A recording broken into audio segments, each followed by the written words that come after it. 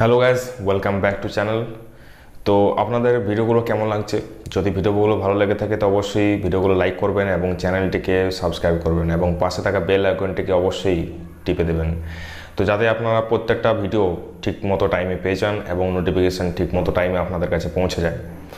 তো আজকে যে টপিকটা নিয়ে আলোচনা করব সেটা হচ্ছে যে আমাদের যে ইউপিআই পেমেন্ট সিস্টেম আছে সেই ইউপিআই পেমেন্ট সিস্টেমস নিয়ে। তো এখন তো আমাদের ডিজিটাল ইন্ডিয়ার যুগে পেমেন্ট করা খুবই ইজি হয়ে গেছে, কারণ ইউপিআইয়ের মাধ্যমে আপনারা অনেকেই একজন বন্ধুকে বা কোনো একজন রিলেটিভকে খুব সহজেই ফোনের মাধ্যমে টাকা পাঠাচ্ছেন এবং কোনো দোকানে হয়তো আপনারা পেমেন্ট করছেন, সেক্ষেত্রেও আপনাদের খুব সুবিধা এখন, কারণ ইউপিআইয়ের মাধ্যমে খুব সহজেই পেমেন্ট করতে পারছেন। তো এখন এই যে দুটো ট্রানজ্যাকশন সিস্টেম, এই দুটোকে একটা হচ্ছে যখন আপনি কোনো বন্ধুকে বা কোনো একজন ব্যক্তিকে টাকা পাঠাচ্ছেন তখন সেটাকে বলা হচ্ছে P2P ট্রানজ্যাকশন আছে, আর মানে পার্সন টু পার্সন আর কি। আর আপনি যখন কোনো একজন দোকানে আপনি যখন পেমেন্ট করছেন তখন সেটাকে বলা হচ্ছে P2M, অর্থাৎ পার্সন টু মার্চেন্ডাইজ। তো এই যে দুটো সিস্টেম, এই দুটো সিস্টেমকে আগে কিন্তু কন্ট্রোল করতে হচ্ছে আরবিআই। আপনারা হয়তো অনেকেই জানেন যে আরবিআই হচ্ছে আমাদের যে রিজার্ভ ব্যাঙ্ক অফ ইন্ডিয়া, সেই রিজার্ভ ব্যাঙ্ক অফ ইন্ডিয়া কিন্তু এই সিস্টেমটাকে কন্ট্রোল করতো।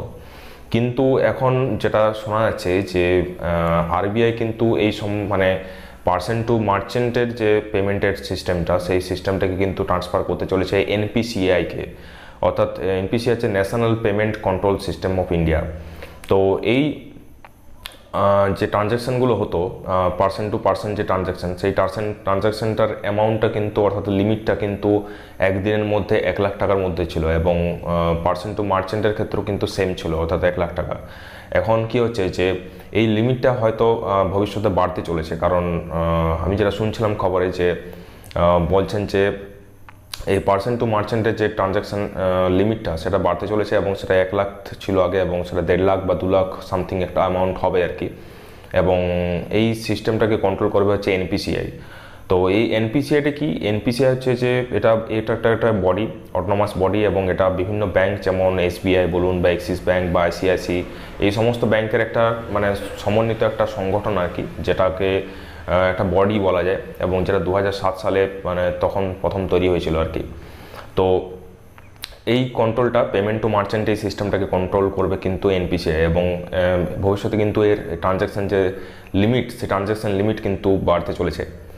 এখন এই যে ট্রানজ্যাকশান লিমিট, এই ট্রানজ্যাকশান লিমিট বেড়ে যাওয়ার ফলে বিভিন্ন রকমের মানে ফ্রড হতে পারে, কারণ আগে যে লিমিটগুলো ছিল সেগুলো কিন্তু কম লিমিটের মধ্যে ছিল এবং যেহেতু লিমিটটা বেড়ে যাবে তার ফলে যদি কোনো একটা ফ্রড হয়ে যায় সেক্ষেত্রে কিন্তু রিস্ক একটু বেশি হয়ে যাচ্ছে, কারণ টাকা অনেক লস চলে যাওয়ার সম্ভাবনা থাকে।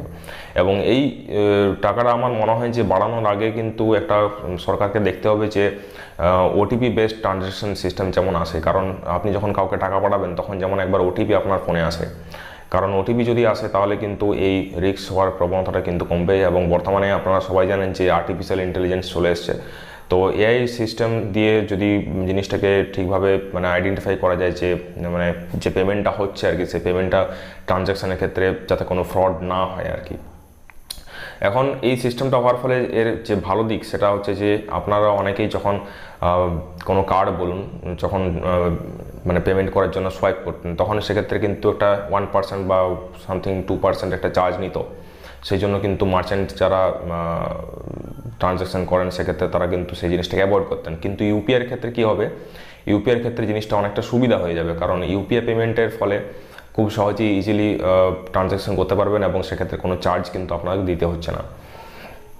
তো এখন দেখা যে এই সিস্টেমটা কতদিনের মধ্যে লঞ্চ হয়, এবং এই ইউপিআইয়ের বর্তমানে কিন্তু অনেক রকমের ফ্রড হচ্ছে, এবং ফ্রড হচ্ছে তার পাশাপাশি কিন্তু ইউপিআইয়ের অনেক ট্রানজ্যাকশানের ক্ষেত্রে প্রবলেমও হচ্ছে, কারণ আমি দেখছিলাম যে ইউপিআই পেমেন্ট করতে কিন্তু প্রবলেম হচ্ছিলো মাঝে মধ্যে। তো এটা হয়তো মেবি নতুন চেঞ্জেস আসতে চলেছে, সেই জন্য হতে পারে। তো আপনাদের যদি মনে হয় যে এরকম কোনো ইউপিআইয়ের প্রবলেম হচ্ছে তো আপনারা নিচে কমেন্ট অবশ্যই জানান। এবং যেটা বলার সেটা হচ্ছে যে এই ইউপিআইয়ের ক্ষেত্রে পেমেন্টের ক্ষেত্রে অনেক চেঞ্জ আসতে চলেছে, যেটা বললাম আপনাদের যে মার্চেন্টের যখন ট্রানজ্যাকশান করবেন সেক্ষেত্রে সেই ট্রানজ্যাকশান লিমিটটা কিন্তু বাড়তে চলেছে। কারণ এর কারণ হচ্ছে যে আরবিআই দেখছে যে যদি এই ট্রানজ্যাকশান লিমিটটাকে বাড়ানো যায় তাহলে সেক্ষেত্রে কিন্তু ভারতের মানে একটা ডেভেলপমেন্ট একটা মানে হবে আর কি। কারণ হচ্ছে যে দেখুন অনেক পেমেন্ট থাকে যেগুলো কিন্তু অনেক বেশি অ্যামাউন্টের হয়, যেমন সাপোজ মিউচুয়াল ফান্ডের ইনভেস্টমেন্ট বলুন বা কোনো একজন নতুন আইপিও লঞ্চ করলে সেক্ষেত্রে যে লিমিট রয়েছে সেগুলো কিন্তু প্রায় 5 লাখ 6 লাখ এরকম সামথিং লিমিট রয়েছে। তো এক্ষেত্রে আরবিআই হয়তো ভাবছে যে এই লিমিটটাকে বাড়ানোর ফলে কি হবে, যে মানুষ সহজে ইজিলি আরও বেশি পরিমাণে স্পেন্ড করতে পারবে, মানে খরচাটা আরও বাড়াতে পারবে আর কি।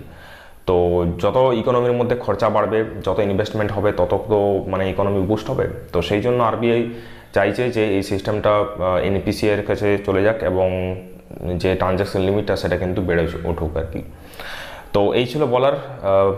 আপনাদের যদি নতুন কিছু বলার থাকে অবশ্যই কমেন্টে জানাবেন এবং দেখা হচ্ছে পরের ভিডিওতে।